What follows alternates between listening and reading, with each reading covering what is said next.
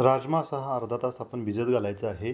त्याच्यानंतर 2-3 कांदे, 1 टोमॅटो त्याला तेलामध्ये चांगलं फ्राय करून घ्यायचं आहे. त्यानंतर त्याच्यामध्ये जिरे, बारीक चिरलेला कांदा, मिरची पूड, आलं लसूण पेस्ट, परत कांदा लसूण चटणी 2 चमचे, कोथिंबीर, गूळ आणि मीठ घालून मिक्सरला वाटून घ्यायचं अशा पद्धतीनं.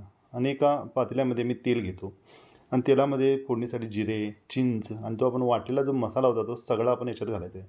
आणि कुकरला मी राजमा राजमा आणि मूग एकत्र शिजत घातलं होतं. ते आता शिजलेलं मी या आपल्या मसाल्यामध्ये घातलं आहे आणि सगळं छान मिक्स करून घेतलेलं आहे.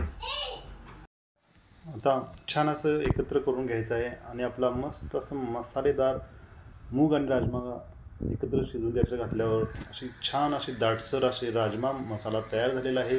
तुम्ही ही भातासोबत, चपातीसोबत, रोटीसोबत खाऊ शकता. खूप छान लागतं.